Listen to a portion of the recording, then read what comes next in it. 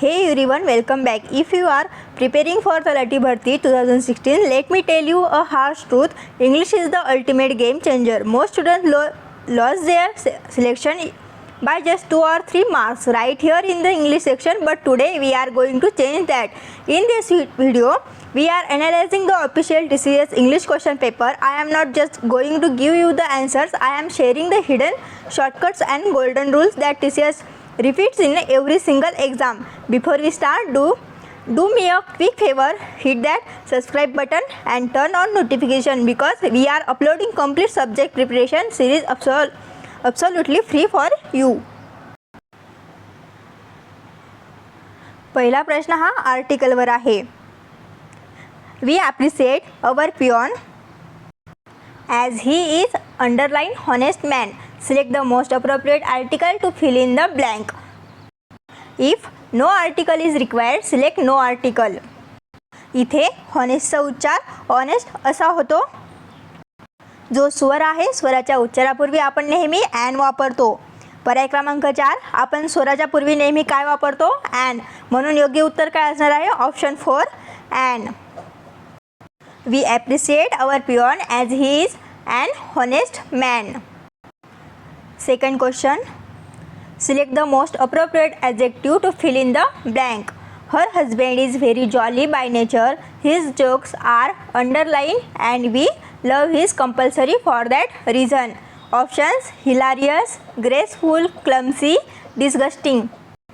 बघा इथे जॉली हा जॉली म्हणजेच काय तर आनंद आणि जोक्स बद्दल बोलले आहे म्हणजेच ते खूप मजेदार असणार. म्हणून योग्य ॲडजेक्टिव्ह काय असेल तर ऑप्शन 1 योग्य ॲडजेक्टिव्ह असेल हिलारियस. हिलारियस म्हणजेच अतिशय मजेदार.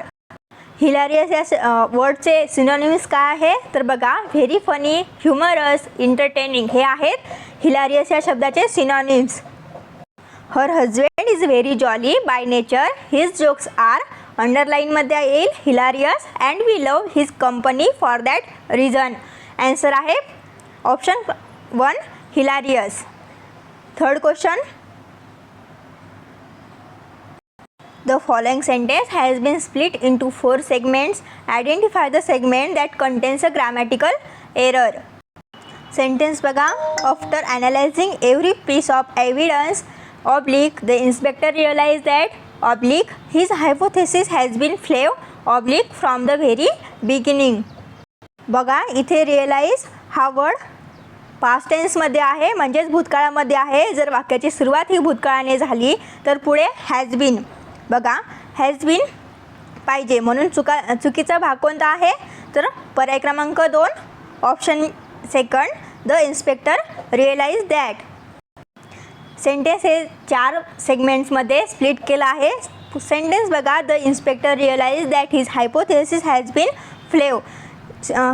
सेंटेन्सची सुरुवात ही रिअलाइज या शब्दापासून झाली. बघा रिअलाइज या शब्दापासून सेंटेन्सची सुरुवात झाली आहे तर सेंटेन्सची सुरुवात ही पास्ट टेन्समध्ये झाल्यामुळे हॅज बीनच्या ऐवजी हॅड बीन पाहिजे म्हणून चुकीचा भाग काय आहे option second the inspector realise that. Next question, the following sentence has been divided into 4 segments. Select the segment that contains a grammatical error. Sentence काय आहे there are no prices oblique return in oblique this menu. Menu कार्डवर किमती लिहिलेल्या असताना तेव्हा return on नाही तर return in किंवा प्राइजेस इन असावे. Look carefully second segment return in तर रिटर्न इनच्या जागी काय असायला पाहिजे return on. Option first option no prices, second this menu, third there are and fourth return on. Correct option is fourth return on. There are no prizes oblique return on oblique this menu. Correct option fourth. Next question. Question is select the most appropriate option to fill in the blank. The elephant moved its trunk as it spotted its mouth approaching underlined house. Options either, this menu, both, the. तर अंडरलाईनच्या जागी definite article यायला पाहिजे तर definite article Option 4, the elephant moved its trunk as it spotted its mouth approaching the house. Option 4 is correct answer, the. हाऊसच्या अगोदर the येईल कारण the definite article आहे आणि द हा हाऊस या स्पेसिफिक नाऊनबद्दल माहिती सांगतो. Next question. The given sentence has an error. Select the option with the correct sentence. Sapna has not went to her French classes. Options. First option, Sapna has not been going to her French classes. Second, Sapna have not gone to her French classes. Third, Sapna have not been going to her French classes. Fourth, Sapna has not going to her French classes. बघा, तुम्ही हा नियम नेहमी लक्षात ठेवा. Has, have, had नंतर क्रियापदाचे तिसरे रूप हे V3 येते. वेंट हे V2 आहे. बघा, सेंटेन्समध्ये वेंट हे V2 आहे, तिथे गॉन V3 पाहिजे. वेंटच्या जागी काय पाहिजे तर गॉन. म्हणून बरोबर ऑप्शन काय असणार आहे? ऑप्शन सेकंड हे आन्सर करेक्ट असणार आहे. Sapna have not gone to her French classes. Went V2, gone V3. Correct answer is second. Sapna have not gone to her French classes. Next question. Select the most appropriate antonym of the underlined word. As he went on reminiscing about the rice, we gently guide him back to the reason for our visit, the Kasabai seeds. Reminiscing या शब्दाचा विरुद्धार्थी शब्द काय असेल? रेमिनायझिंग म्हणजे जुन्या आठवणीत रमणे किंवा आठवणे. तर याचा विरुद्धार्थी शब्द काय असेल? ऑप्शन्स बघा. First, forgetting. Second, disregarding. Third, ignoring. Fourth, lodging. तर रेमिनायझिंग या शब्दाचा अर्थ होतो जुन्या आठवणीत रमणे किंवा आठवणे. तर ऑप्शन्सपैकी याचा आन्सर काय असेल कमेंट करायचं आहे. रेमिनायझिंगचा अँटोनिम आहे option first, forgetting. Reminiscing opposite forgetting. Answer is first, forgetting. Next question. Parts of the given sentence have been underlined. One of them contains an error. The underlined parts are given as option with some changes. Select the option that correctly rectifies the error. In a few years, she is studying abroad to pursue her dream career. Underline word studying and pursue. Options दिलेले आहेत. For pursue, has studying, will be studying, in pursue. तर बघा इथे in a few years म्हणजे भविष्यातील गोष्ट आहे. भविष्यातील चालू क्रियेसाठी will be studying, will be studying वापरावे लागेल. म्हणून योग्य उत्तर काय असणार? Correct answer is option number 3, will be studying. She studying च्या ऐवजी will be studying. In a few years will be studying abroad to pursue her dream career. Option number 3 is correct answer, will be studying. Next question. Select the most appropriate preposition to fill in the blank. Sentence बघा. मॅरी move to Canada. Underline 2022. Options in, of, at, on. अंडरलाईनच्या जागी answer काय असेल? तुमचा answer तुम्ही comment करायचा आहे. मॅरी मूव टू कॅनडा, अंडरलाईन 2022. बघा, तुम्ही एक ट्रिक लक्षात ठेवा. कोणत्याही वर्षाच्या म्हणजेच इयर किंवा महिन्याच्या नावापूर्वी नेहमी काय असते तर इन हे प्रिपोजिशन येते. म्हणून योग्य उत्तर काय असणार आहे? तर उत्तर option first, in. Correct answer is option first, in. Mary moved to Canada in 2022. Next question. Select the most appropriate synonyms of the given word. Word दिलेला आहे celestial. Options दिलेले आहेत huge, heavenly, graceful, gigantic. तर कॅलेस्टियल म्हणजेच बघा, कॅलेस्टियलचा समानार्थी शब्द काय आहे तर स्वर्गीय किंवा अवकाशाशी संबंधित. तर याचा समानार्थी शब्द काय असणार आहे तर बघा, कॅलेस्टियलचा सिनोनिम्स असणार आहे option second, heavenly. Correct answer is second, heavenly. Celestial synonyms आहे heavenly. Next question. Select the most appropriate option to fill in the blank. They have finish their homework. Underline question mark. Options आहेत shouldn't they, will they, has they, haven't they have finish their homework. अंडरलाईनमध्ये option कोणतं असणार आहे? बघा, या क्वेश्चनमध्ये आपल्याला question tag करायचा आहे. वाक्य हे काय आहे तर पॉझिटिव्ह आहे, म्हणजेच होकारार्थी वाक्य आहे. आणि सहाय्यक क्रियापद काय आहे तर हॅव हे सहाय्यक क्रियापद असल्यामुळे त्याचा क्वेश्चन टॅग नकारार्थी असला पाहिजे. म्हणून काय असेल तर haven't they have finish their homework. या सेंटेन्सचा क्वेश्चन टॅग काय असेल तर haven't they. Correct answer is fourth option haven't they have finish their homework. Haven't they question mark. Next question, select the most appropriate meaning of the given idiom. Keep your fingers cross. Idiom काय आहे? Keep your fingers cross. तर या सेंटेन्समधून select most appropriate meaning of the given idiom. या सेंटेन्सचं आपल्याला ऑप्शनमधून appropriate meaning हे काय असेल तर ते सांगायचं आहे. बघा, ऑप्शन्स आहेत create unnecessary tension for. Second option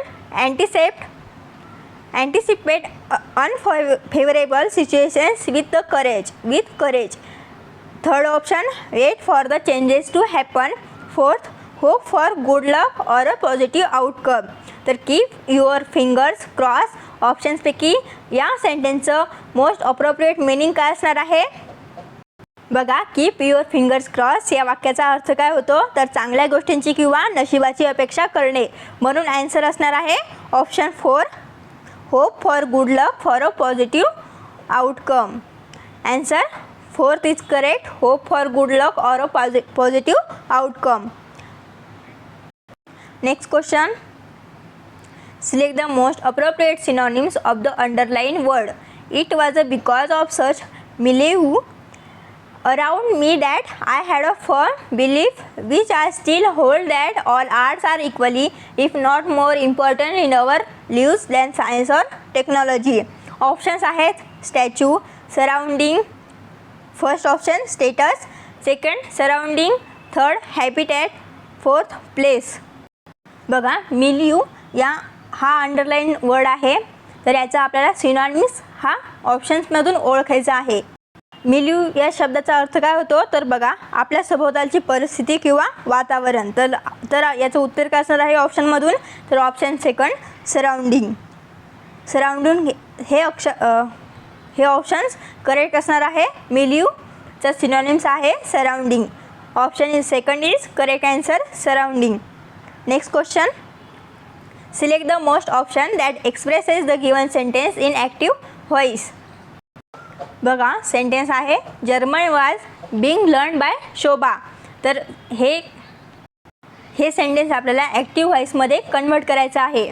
बघ, ऑप्शन्स आहेत Shobha has learning German, Shobha was learning German, Shobha have learning German and fourth Shobha was learn German. Sentence German was being learn by Shobha हे ऑलरेडी काय आहे तर पॅसिव्ह व्हॉइसमध्ये आहे. वाज प्लस बिंग प्लस V3, वाज plus Bing plus V3. हे sentence जर आपल्याला ॲक्टिव्ह व्हॉइसमध्ये करायचं आहे तर बघा, याचा काय होईल पास्ट कंटिन्युअस टेन्स होईल. शोभा was learning German.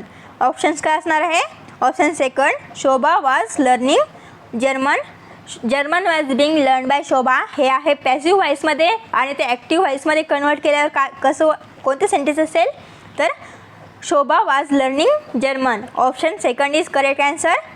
Shobha was learning German हे आहे ॲक्टिव्ह व्हॉइसमध्ये सेंटेन्स.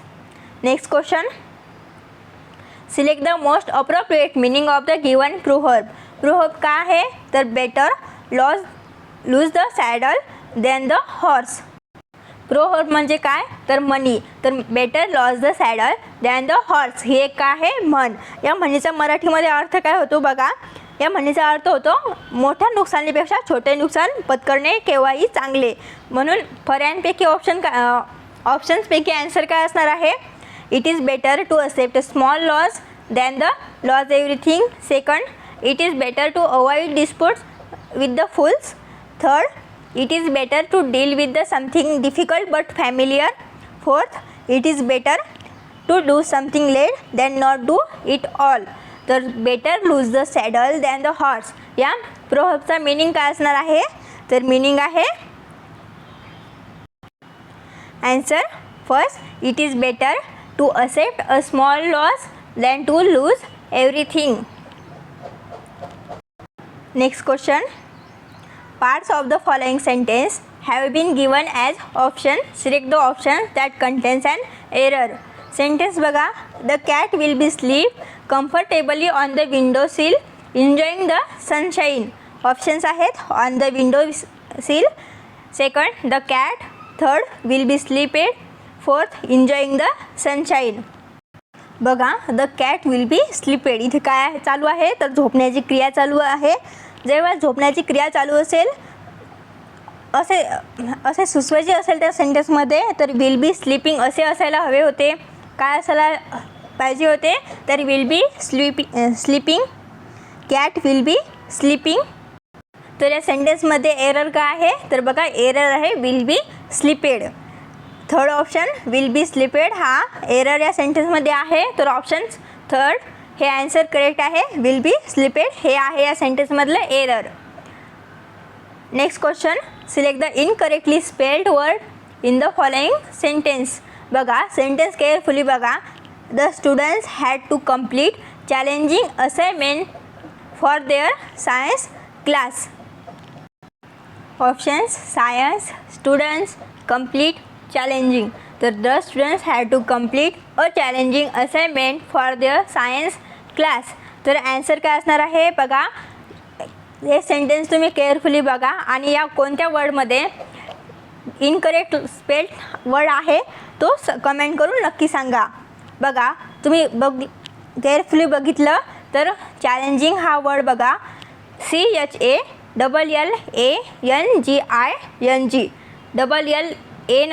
LLA तर LLE असायला पाहिजे. एच्या जागी काय असायला पाहिजे? तर ई. त्यामुळे चॅलेंजिंग हा वर्ड इनकरेक्ट आहे. ऑप्शन 4 चॅलेंजिंग हा वर्ड इनकरेक्ट आहे. Option 4 is correct answer. Next question. Select the most appropriate meaning of the given proverb. बघा, म्हण दिलेली आहे तर या म्हणीचा योग्य अर्थ आपल्याला सांगायचा आहे. A loaded wagon makes no noise. A loaded wagon makes no noise. तर या म्हणीचा अर्थ काय होतो? अर्थ बघा, ज्याच्याकडे खूप संपत्ती किंवा ज्ञान असते तो त्याचा बडेजाव करत नाही. तर ऑप्शन्स दिलेले आहेत. A foolish person usually spend money carelessly. Second, really wealthy don't talk about money. Third, if a task is well planned it will be successful. Fourth, the strength of a group depends on each individual member. तर answer काय असेल? A loaded wagon makes no noise. या म्हणीचा अर्थ काय असेल पर्यायांपैकी? तर अर्थ आहे option second, really wealthy don't talk about money. Correct answer is second, really wealthy don't talk about money is correct answer. Next question. Select the most appropriate punctuation mark to fill in the blank. Sentence आहे Alvin's car didn't start yesterday. तर बघा, correct punctuation mark हे आपल्याला या सेंटेन्समध्ये fill in the blanks आहे.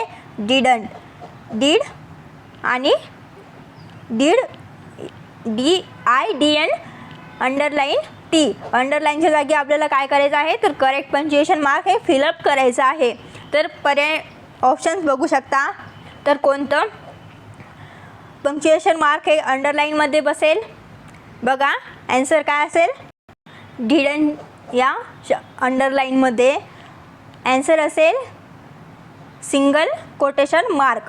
कोणता punctuation mark येईल? तर single quotation mark.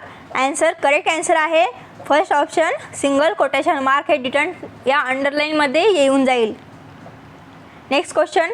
A part of the given sentence has been underline. It contains an error. The underlined part is given as option with some changes. Select the option that correctly rectifies the error. Sentence बघा, Mamata and Kavita.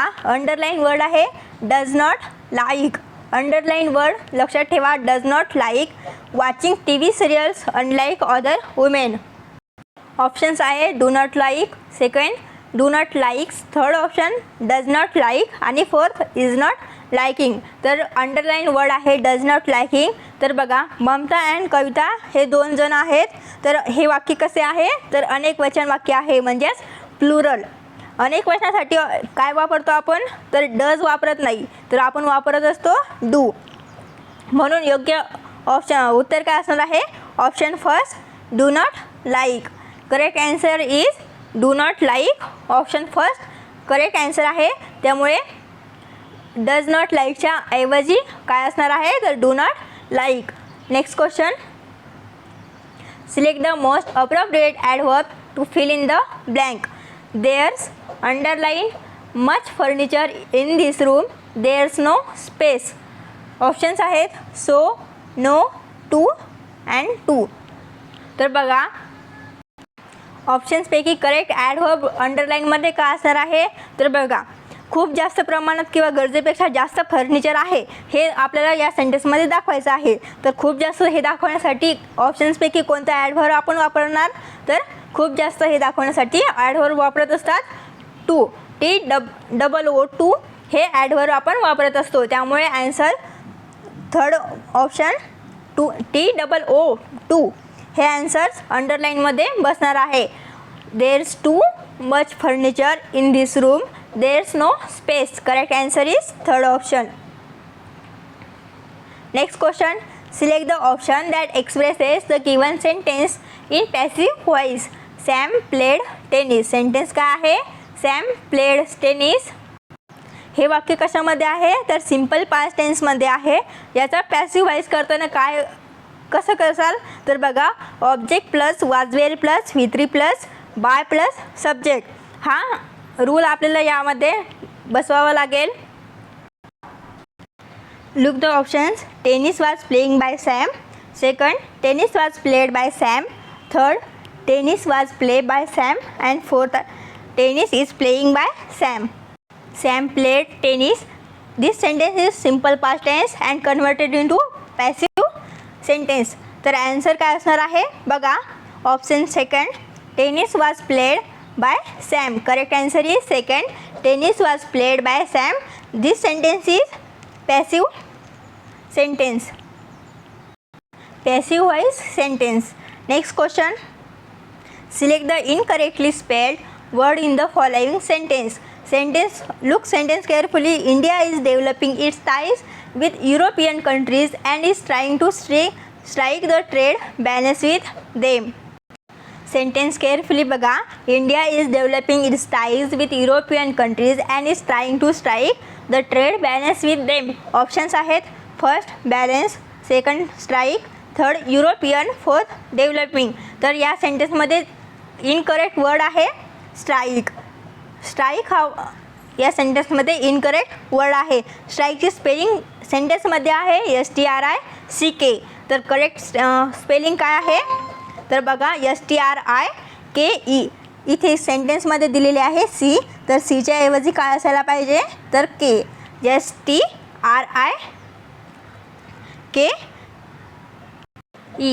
STRIKE ही आहे strike या वर्डची correct spelling. Next question,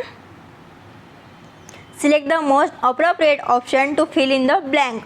the Shatabdi underline did not leave on underline.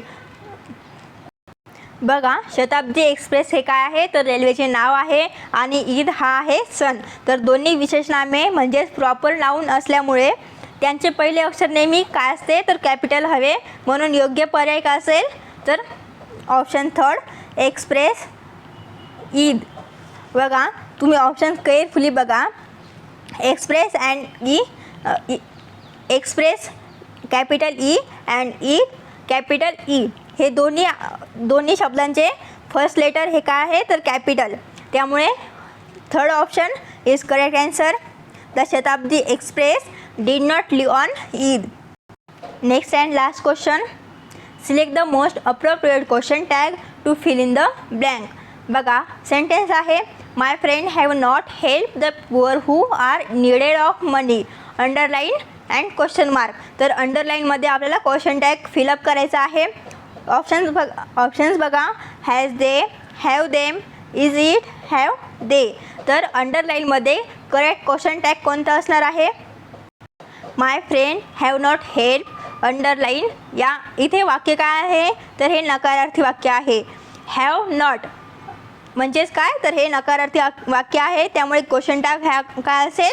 तर positive असेल. होकारार्थी हा question tag इथे असेल. हॅव नॉटचे हॅव होईल आणि फ्रेंडसाठी काय असते? तर दे वापरू. म्हणजेच ऑप्शन काय असणार आहे? Correct option 4 have they. Question tag असेल have they. My friend have not help the poor who are in needed of money, have they question mark. So friends, how many did you get right out of 25th questions? Be honest and drop your score in the comments below.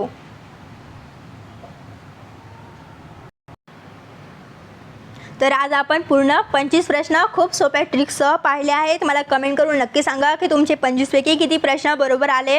हा video आवडला असेल तर नक्की like करा, तुमच्या मित्रांसोबत share करा आणि चॅनलला सबस्क्राईब करायला विसरू नका. लवकरच भेटूया पुढील व्हिडिओमध्ये. तोपर्यंत बाय.